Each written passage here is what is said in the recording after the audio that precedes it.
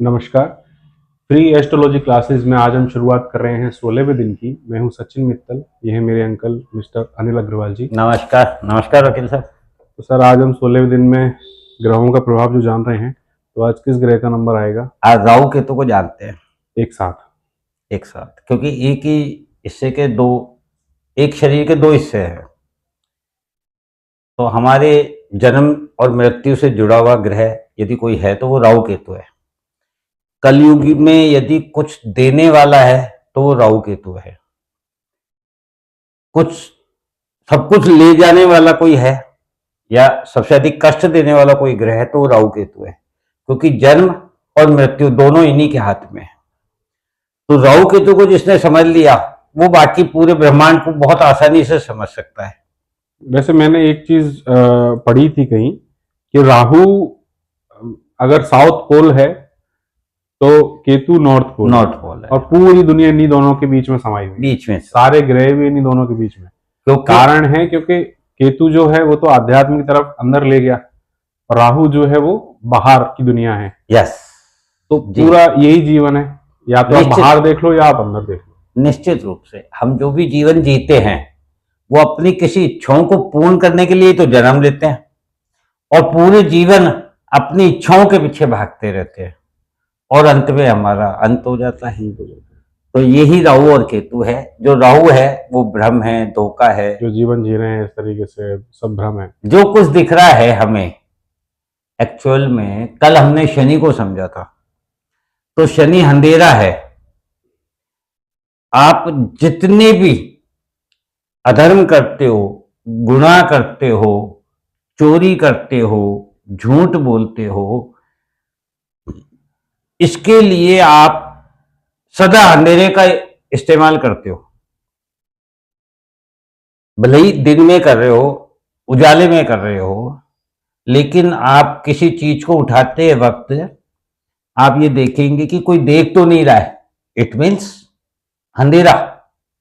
अंधेरे का मतलब यही है ना, कोई देख नहीं रहा। हाँ, किसी को पता नहीं चले। फिर चाहे आप समय की बर्बादी कर रहे हो, आपको ड्यूटी पे रखा गया है, आप ड्यूटी पे अपने कर्तव्य से, कोई भी गलत काम करता है आदमी तो वो अंधेरे में ही करता है, बच के करता है। और ये इसी का परिणाम हमें भुगतना होता है, और वही राहु केतु बताते हैं। तो हम देखते हैं इसको समुद्र मंथन से शुरू करके। समुद्र मंथन में जो अमृत प्राप्त हुआ, उसे प्राप्त करने के लिए ही जो अमृत राहु केतु ने प्राप्त किया वो स्वरभानु राक्षस थे।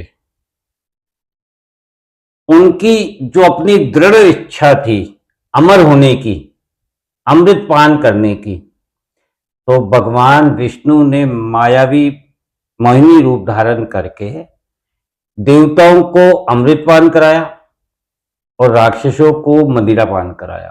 तो बाकी सारे राक्षस तो मोहिनी रूप पर, जो माया है, जो हम अपने जीवन में जितनी जीवन को जी रहे हैं दूसरों को देख के, ये माया है।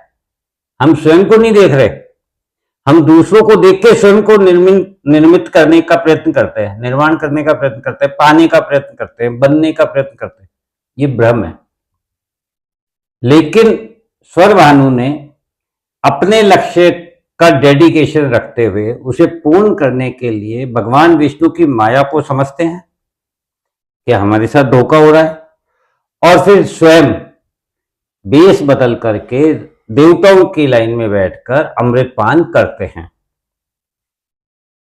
अब इस मध्य यदि आप देखें तो भगवान विष्णु, जिनकी ये माया है, क्या उन्हें मालूम नहीं होगा कि देवताओं की लाइन में कोई एक एक्स्ट्रा हो गया है, अतिरिक्त हो गया है, या स्वरभानु ने रूप बदल दिया है? क्योंकि वो तो स्वयं ईश्वर है।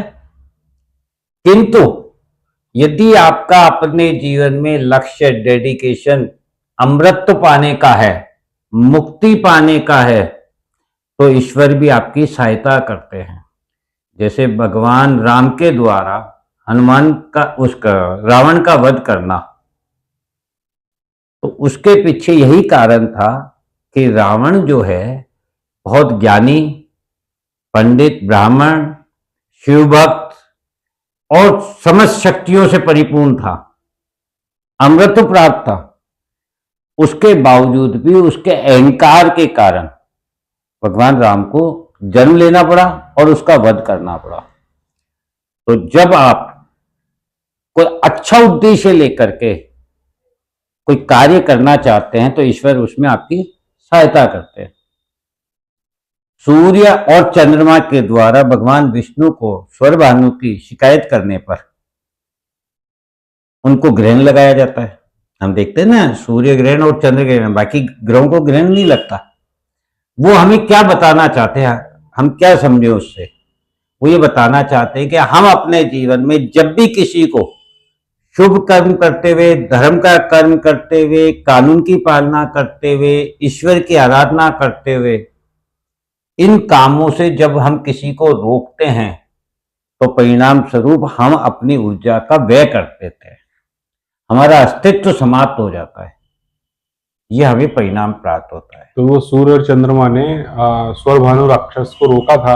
रोका नहीं, भगवान विष्णु से शिकायत की। हाँ, कि ये देवता नहीं है। बेसिकली वो चाह रहे थे कि ये इसको अमृतपान ना हो, तो वो रोकना चाह रहे थे उसको। तो उन्होंने जो ये किसी धर्म के काम में अगर टांग अड़ाई अपनी, तो उनको फिर ग्रहण लगा, मतलब कष्ट भोगना पड़ा। हाँ, कष्ट भोग। तो एक राक्षस को अमृतपान कराना वो धर्म का काम कैसे हुआ? वो तो अधर्म हुआ। नहीं, राक्षस आप देखोगे, अपने इतिहास को उठा करके अपने शास्त्रों को पढ़ोगे तो आप देखोगे कि राक्षस देवताओं से ज्यादा भक्ति किया करते थे। उनके पास देवताओं से ज्यादा शक्तियां हुआ करती थी। वो रूप बदलना जानते थे, वो भगवान से वरदान प्राप्त करना जानते थे, वो अमृत प्राप्त करना जानते थे। शक्तियां थी, नो डाउट, शक्तियां थी, लेकिन वो शक्तियों का गलत इस्तेमाल करते थे। दैट्स व्हाई वो राक्षस थे। यही सीखना है। तो वही मेरा क्वेश्चन ये था, जैसे कि एक राक्षस है, वो अगर अमृतपान कर रहा है, तो सूर्य और चंद्रमा ने अगर उनकी शिकायत करी, भगवान विष्णु को उसके बारे में बताया कि ये राक्षस के गुट में से आया है, तो उन्होंने गलत क्या किया था? ये ऐसा है, या इसको जैसे आपकी भाषा, सॉरी मैं आपको, या इसको आपकी भाषा में ऐसे समझ सकते हैं कि उसका लक्ष्य गलत नहीं था, उस राक्षस का लक्ष्य गलत नहीं था, वो एक्चुअली अमृत पान करना चाह रहा था, उसका लक्ष्य सही था। यस। तो अगर किसी के सही लक्ष्य में अगर हम टांग अड़ाते हैं, देन फिर हमें कष्ट भोगना पड़ेगा। वही मैंने बताया, जो आपने बताया, धर्म, यही आप कहना चाह रहे हैं। नीति, नियम, कानून की जो पालना करके आगे बढ़ना चाहता है, वो राक्षस भले ही था, उससे फर्क नहीं पड़ेगा, लेकिन उसका जो लक्ष्य था वो अमृतपान था। अमृतपान था। तो हमें अपने जीवन में ये सीखने को मिलता है, जीवन में यदि लक्ष्य धर्म अनुसार हो तो भगवान विष्णु के द्वारा भी अमृतपान कराया जाता है। एवं मुक्ति प्रदान करने हेतु गर्दन, अर्थात गर्दन को धड़ से अलग किया।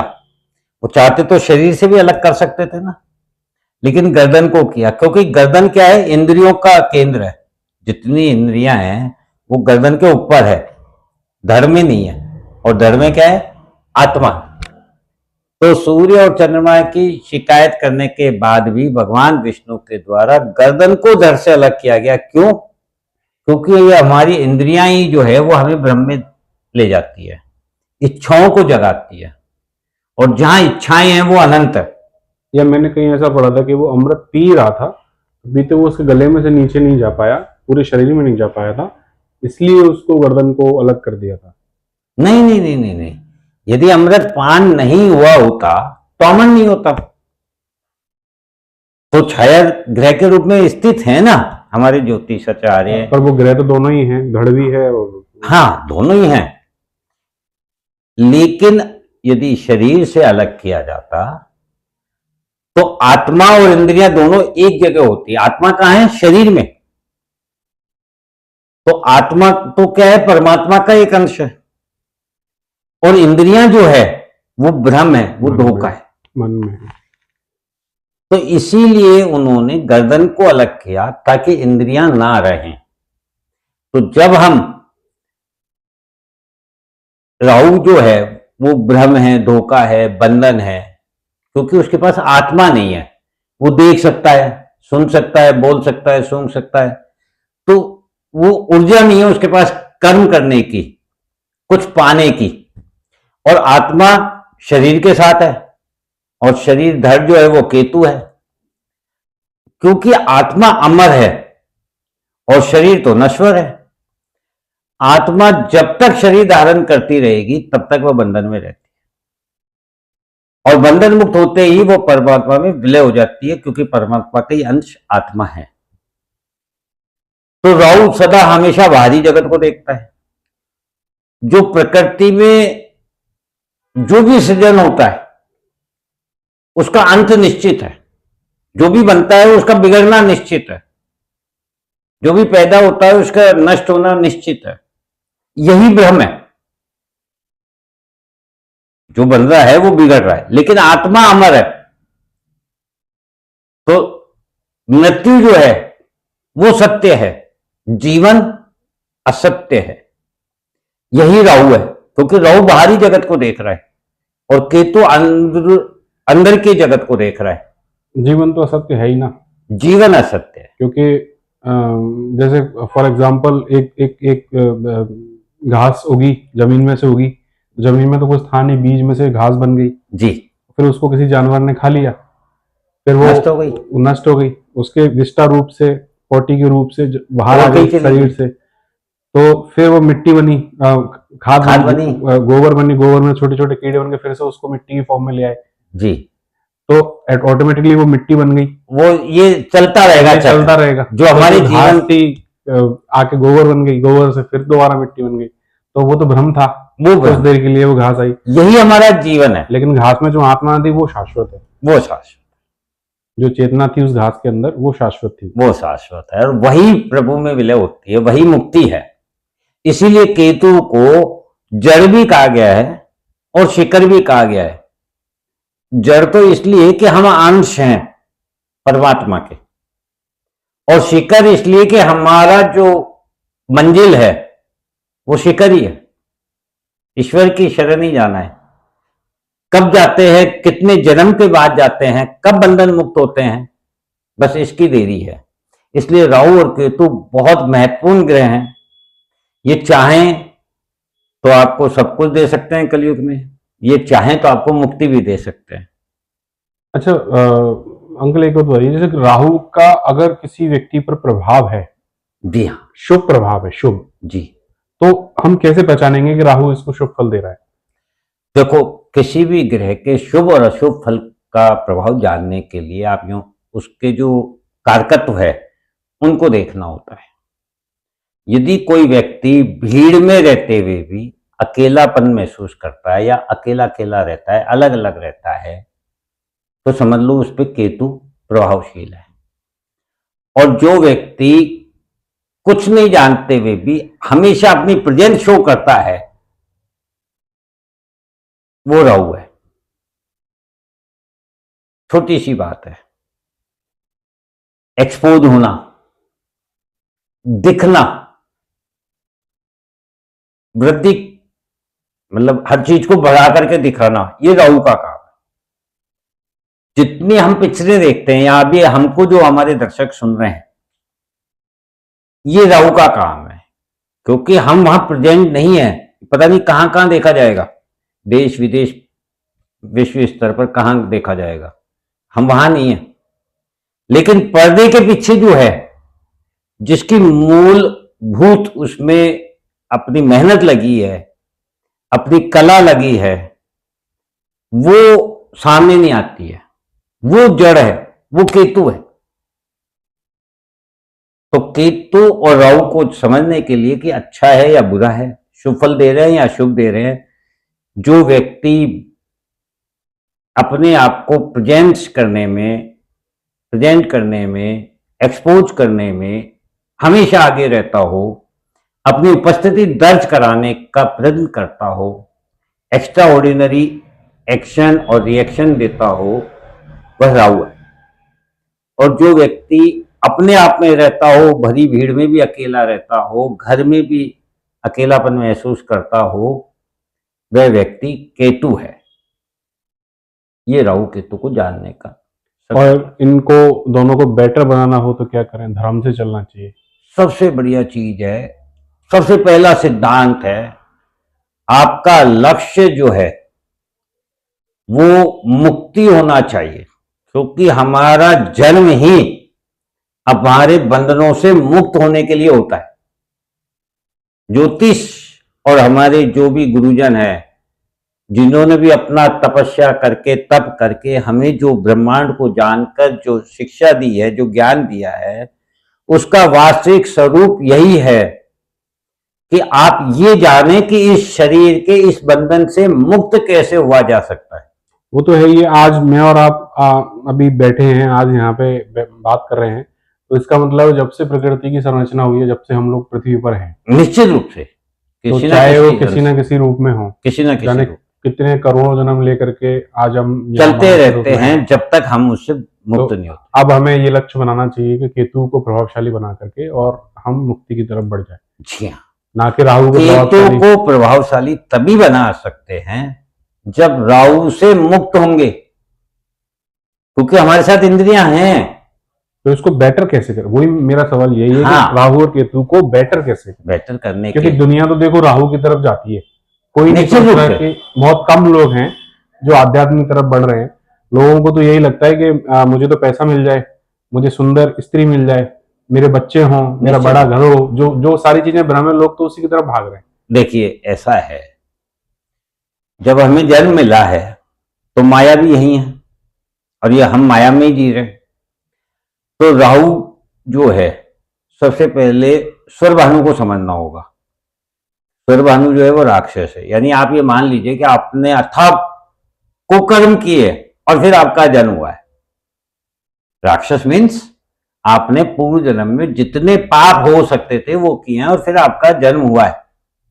लेकिन इस जन्म में यदि आप अपना लक्ष्य निर्धारित करके कोई काम करें और वो लक्ष्य धर्म के अनुसार हो, नियम और कानून के अंतर्गत हो और स्वयं को इस जीवन बंधन से मुक्त करने के लिए हो, तो फिर आप कोई भी कर्म करेंगे तो भगवान आपकी सहायता करेंगे। फिर उसके लिए आपको संत बनने की या तपस्या करने की या पहाड़ों पे जाने की या गेरुआ वस्त्र पहनने की या किसी का त्याग करने की आवश्यकता नहीं है। आप अपने सांसारिक जीवन में रहते हुए भी अपने आप को अपने बंधनों से मुक्त रख सकते हैं। जो आपको जिम्मेदारी मिली है, माता पिता की सेवा हो, परिवार का पालन पोषण हो, पत्नी बच्चों की शिक्षा और समाज में स्थापना हो, उनके रहने खाने और पहनने के लिए व्यवस्था हो, जो जिम्मेदारियां आपको प्राप्त हुई है, उन जिम्मेदारियों को निभाते हुए भी यदि आप बंधन मुक्त रहते हैं तो राहु आप पर प्रभावी नहीं होते हैं। लेकिन जब आप ये मान लेते हैं कि ये मेरे द्वारा किया गया है, तब राहु प्रभावी हो जाते हैं। बस इतना सा अंतर है। कोई भी कर्म पत्ता का अंश भी इस पृथ्वी पर यदि हिलता है तो उसके पीछे ईश्वर की कृपा है, उसकी माया है। तो यदि जिस समय जिस क्षण हमारे मन में यह आ जाता है कि मेरे द्वारा या मैं ये कर रहा हूं, तभी राहु हम पर हावी हो जाता है। इस तरीके से हम अपने आप को अपने जीवन में बंधन मुक्त रख सकते हैं, मैं को छोड़कर। हमेशा ईश्वर का धन्यवाद करके कि आपने मुझे दिया, तो कुछ दिया तो कब दिया, कुछ हमारा पहले का बाकी होगा, हमने किसी को दिया होगा, वो किसी ना किसी माध्यम से लौट के आया है। चाहे फिर हमने कर्म दिया हो, सेवा दी हो, ज्ञान दिया हो, धर्म दिया हो, पैसा दिया हो, जो भी कुछ, तो वो हमें लौट के प्राप्त है। तो अब ईश्वर क्या चाहते हैं कि पहले का दिया हुआ तो वापस आ गया, अभी भी यदि तुम इसको भोग में ले जाओगे तो फिर बंधन में बन जाओगे। तो भोग में जाने की बजाय अभी आपको उससे मुक्त होना है। तो जो जिसके अंश में है, आपको भी तो कुछ चुकाना होगा किसी का।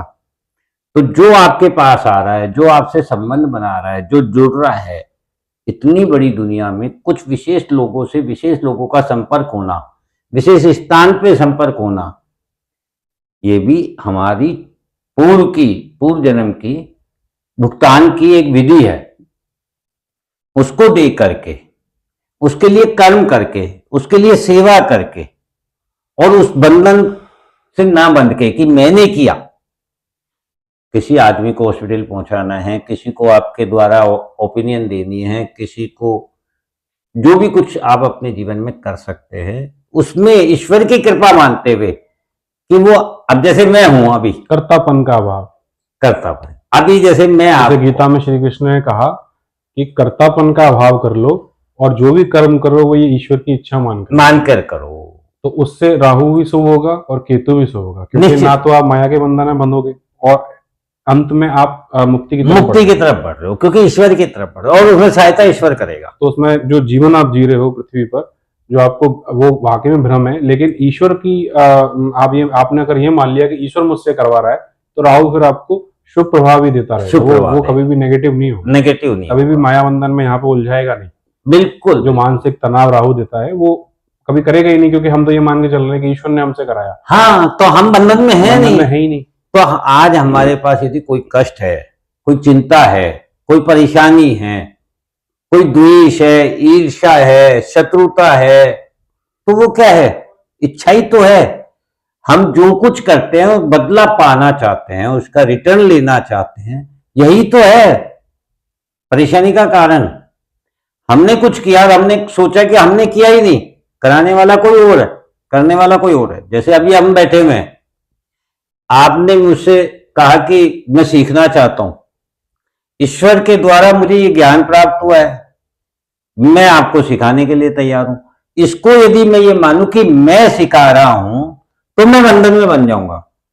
मैं ये मानूं कि ईश्वर की इच्छा है कि उसने आपको भेजा, आपको पहले तो प्रेरणा दी कि आपको सीखना है, उस प्रेरणा के लिए फिर आपको मुझसे मिलाया, और मुझसे मिलाने के बाद भी आपने इच्छा जाहिर की कि हम YouTube के माध्यम से उन लोगों तक पहुंचे जो भी लोग सीखना चाहते हैं, उनको भी इसका लाभ मिले और वो स्वयं अपनी कुंडली का अध्ययन कर सके। तो ये ईश्वर की इच्छा है, मैं इसमें कुछ भी नहीं हूं। तो जब मैं इसको ये मान लूंगा कि मैं सिखा रहा हूं, मैं पढ़ा रहा हूं, तो फिर मेरे को राहु का प्रभाव मिलेगा। और यदि मैं ये मान के चलूं कि ईश्वर की इच्छा है, ईश्वर के द्वारा ही ज्ञान प्राप्त हुआ है और ईश्वर के लोगों को ही दे रहा हूं, ईश्वर के अंश को ही दे रहा हूं, तो वापस ईश्वर तक ही जा रहा है। और जब सारी चीजें ईश्वर पर छोड़ दी तो फिर जीवन में कष्ट किस बात का? फिर कष्ट, मानसिक कष्ट है ही नहीं, फिर किसी द्वेष नहीं है ना। कष्ट तो कल हमने जब पढ़ा था बुद्ध को भी तो यही बताया था, फिर तो कोई कितने से बड़ा कष्ट हो आदमी को हल्का ही लगेगा। स्वयं को बालक बना लो तो किसी से द्वेष ही नहीं है। ठीक है sir, thank you so much. Rahu Ketu को समझना बहुत जरूरी है जीवन में। आपने बहुत अच्छे से समझाया। राहु बेसिकली पूरे ब्रह्मांड को अपनी उंगली पर नचाता है, निश्चित रूप से बाहरी जगत का जितना भी भ्रम है, जो भी धोखा है, और हम भ्रम में जी रहे हैं। जब हम खुद की सच्चाई को जान जाते हैं तो हम इन सब चीजों से मुक्त हो जाते हैं, तो हमारी परेशानियां भी खत्म हो जाती है। थैंक यू सो मच आज के लिए। नमस्कार सर, आप लोगों के अगर कोई सवाल है तो आप हमें कमेंट बॉक्स में पूछ सकते हैं, आने वाले एपिसोड में हम उनका जवाब जरूर देंगे। Thank you so much. जय हिंद, जय भारत।